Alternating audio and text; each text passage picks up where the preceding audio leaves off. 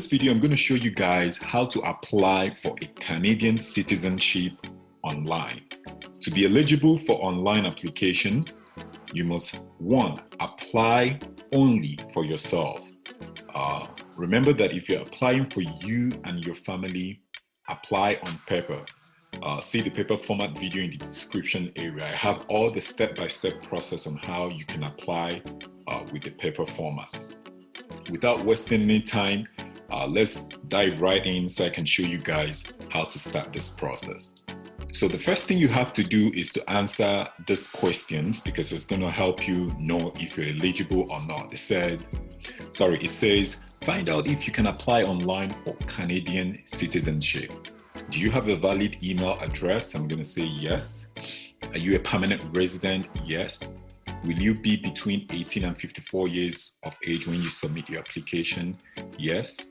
Are you applying for yourself? I'm going to click yes, but I will show you something. If you say no with your family, it's going to tell you that you need to apply on paper, and it gives you the option. And like I said, in the description area, I'm going to leave the 4 steps, step 1, 2, 3, and 4 on how to apply, on how to apply on paper. So this one is just when you're applying for yourself. So we're going to continue. Will you apply using a representative? No. If you say yes to, it's going to tell you you need to apply on paper. So we'll go to no. Was the result of your physical presence calculator? What is the result of your physical presence calculator? So it should be more than 1,095 days or more. If it's less, then it's not good. So also in the description area, I have a video on how to calculate your physical presence calculator. So I'm going to say 195 days or more. Do you include time spent outside Canada as no? That's going to be a no. Did you include the time spent? No. So it says you can apply online. To apply online, you must be, if you don't want to apply online, you can also apply on paper. So you can either do this part for yourself, or you can also apply on paper for yourself. Like I said, the other option is in the description area. So let's start the online application. So once you click on that, it's just going to tell you to, you're going to read the terms and condition, and at the end, you just say, I agree, continue. So once you get to this point, the next thing you're going to do is you're going to create an account. I'm not going to create an account. I've already created an account. So once you create an account, you're going to put your email and password following this information here to create your account, just to make sure that you have a strong password. I created a demo account for this particular lesson. So you're going to hit on create account. Once you hit on create account, it's going to show you a verification page where you go to your email and put in that message or the code they're going to send you on there. And once you do that, it will now bring you to the next page where you're going to log in and then start the process. And I'll show you guys that right now. So once you type in your verification code, you are going to see a page like this. It's going to tell you, welcome back to your online citizenship application. And then you're going to put in your email and the password, this exact information that you used to create as an account. And then you sign in.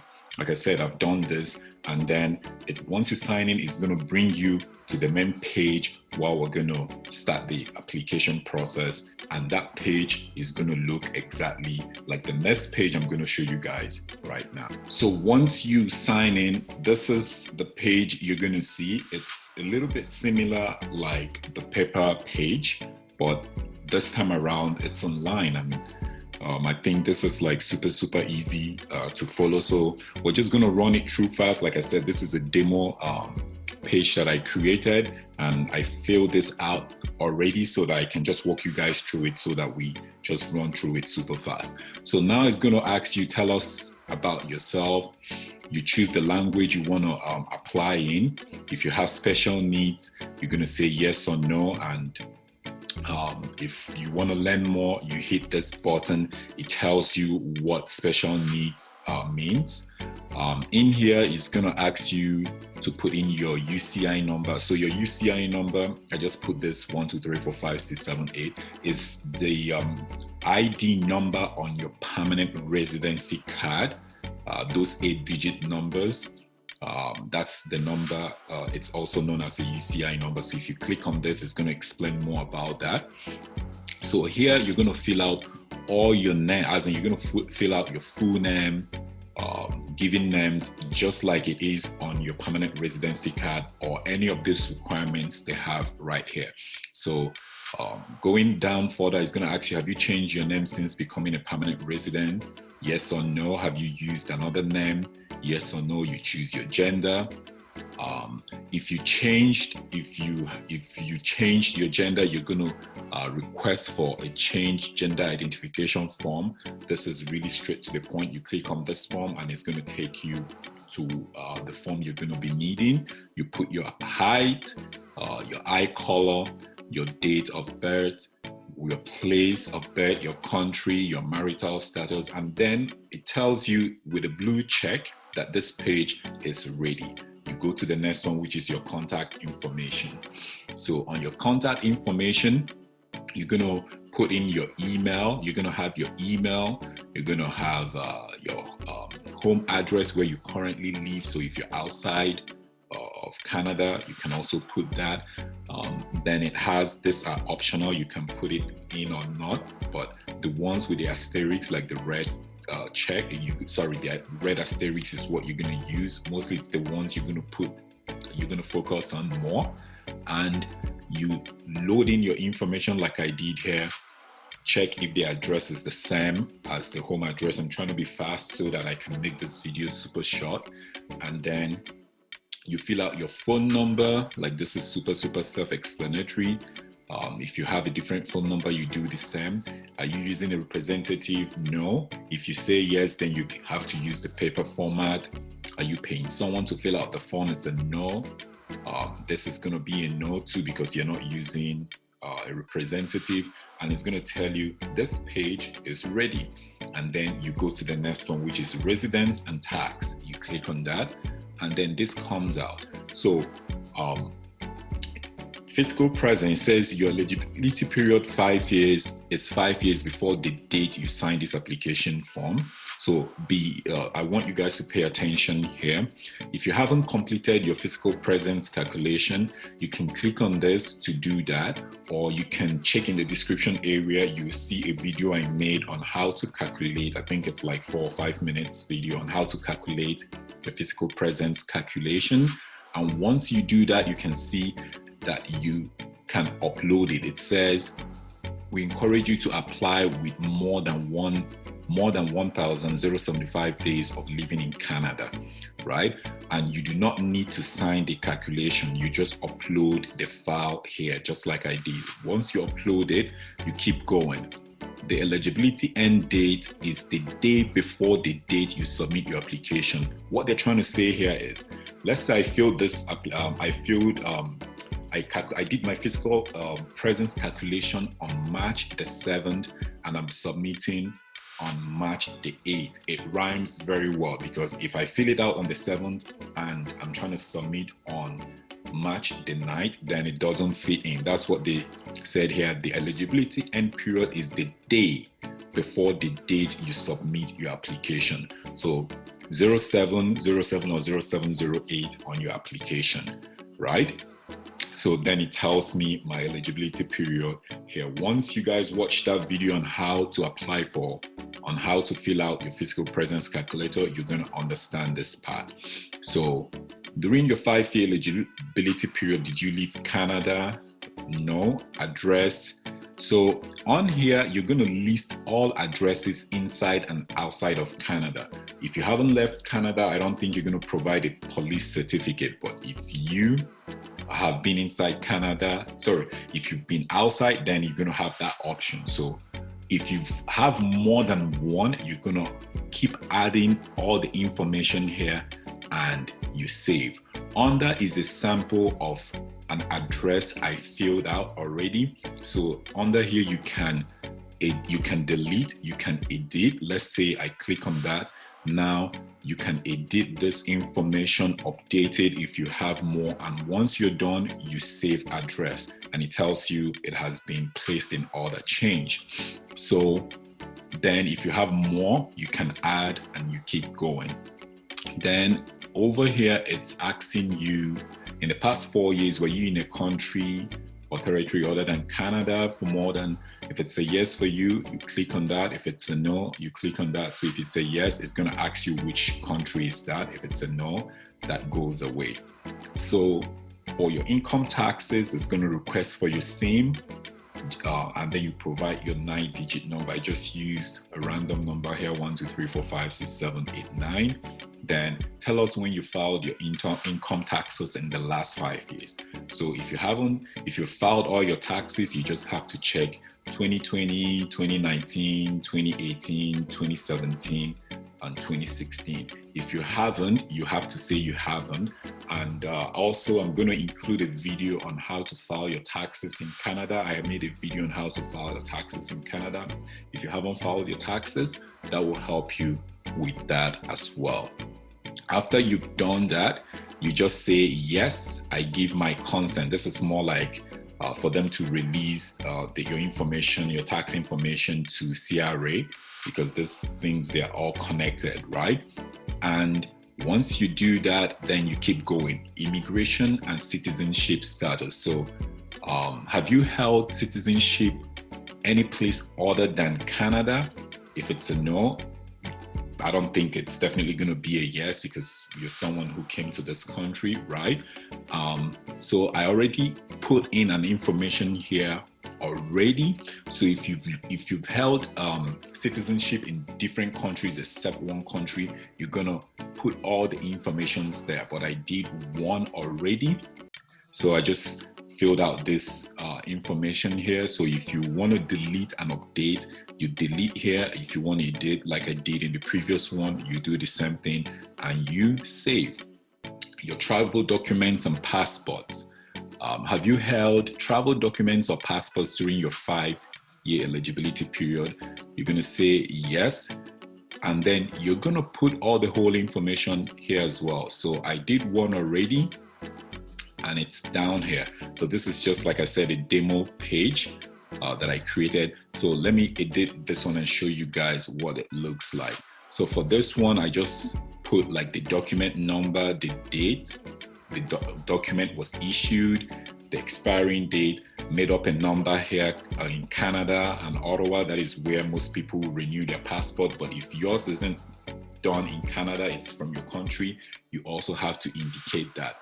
Once you put that in, you're going to like upload the bio pages of that, your travel document, your passport. So that is what I uploaded right here, and you're going to save. This is kind of self-explanatory, and then it's going to update, and then it's telling you this page is ready, and you keep going. Work and school. This has all blue because I had to work on this to make this video short. So work and school, all you're going to do here, same process. You fill out, it's going to ask you enter details of all your employment and education history in the past 5 years within your eligibility period, right? So the same process, I already did one, so I'm just going to edit on that and show you guys what I did. So all I did was, let's say I've been working, because my eligibility period was from 2016 to 2021, like I showed you guys at the beginning. And also when you do your physical presence calculator, it's going to bring out that information. So my work, if anything above 2016, it's not going to go through, but anything below, like I said, 2015 till present, I said this is my current occupation or activity. Then you just put in your occupation here, where you work, the country, the street address, where the location and the province, and you save. And it's telling you this page is ready. To me, this online platform is like super straight to the point. And then you now go to the prohibitions. Okay. So on this part, it's just going to ask you a couple questions. Have you served a term of imprisonment? Yes or no, depends on whoever is watching this video. So I just chose no, all till the end for every one of them. And then it said, by checking this box, I confirm I've read and understand the prohibitions under the Citizenship Act. And once you do that, it's going to tell you again, this page is ready. Then language proof. So do you have proof of knowledge of English or French? You're going to say yes or no. Select the proof of language you're going to submit.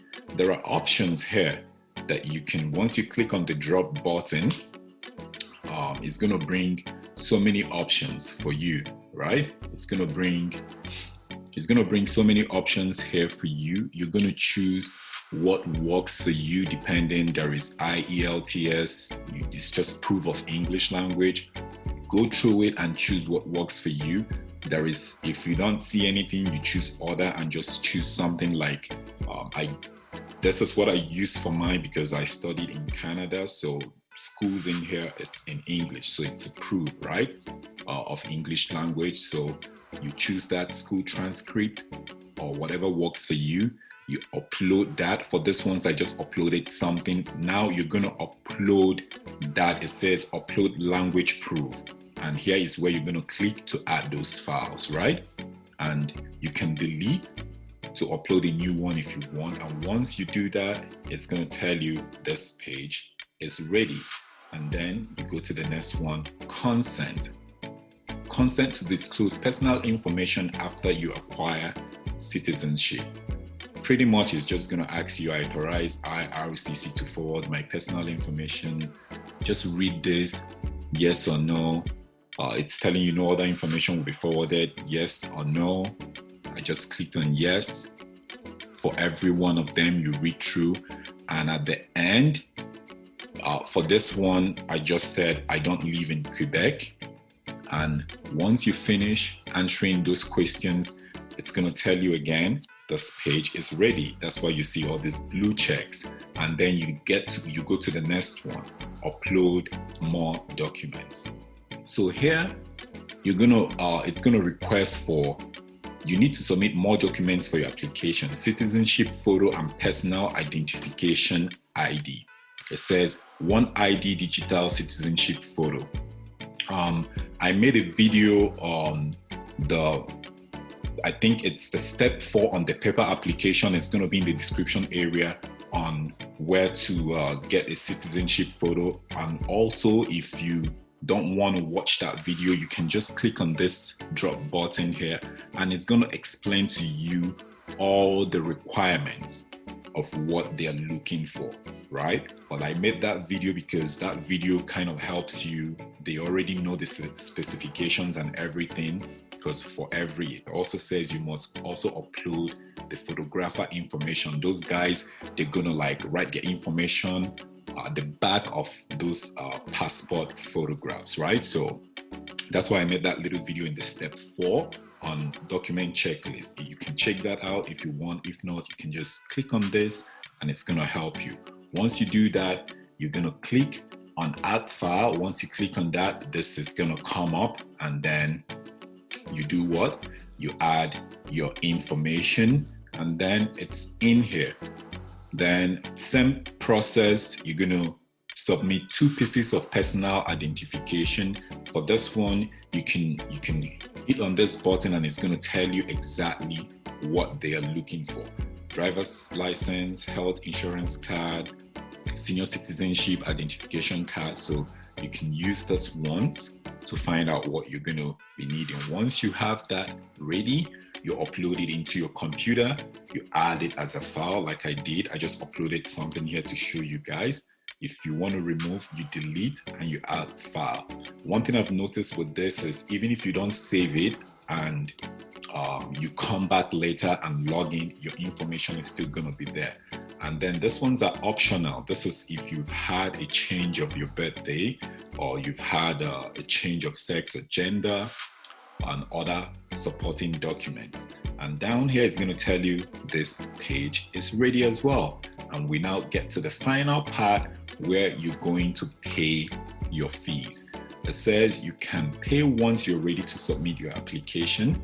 In here, what we're going to do is you're going to click on this to pay your application, or you can read it. It says make sure you pay the full amount. If you don't pay the full amount, we'll return your application, right? So if you pay more than the required amount, we'll automatically refund you as soon as possible. Okay.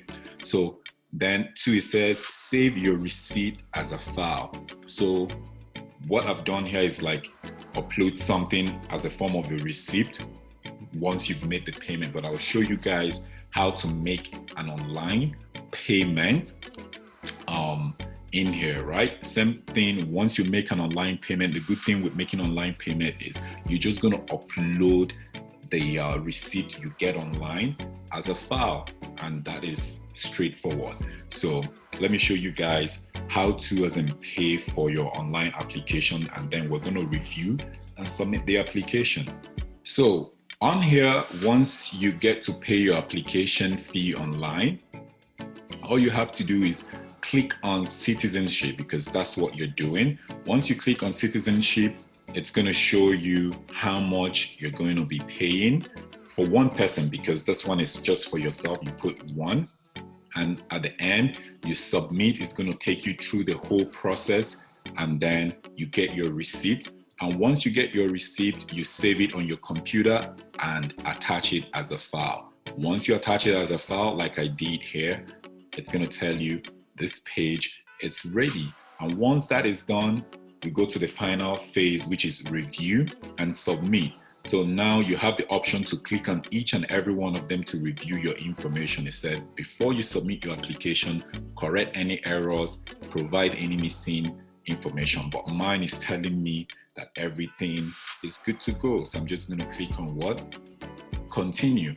Then it's going to tell you to sign your application. So here you're going to put your last name, because online signature, right? It's going to be your last name, your given names, and city where you signed it, right? Once you do that, you're going to, by clicking confirm, you understand that you will submit your application and cannot change your application after you submit.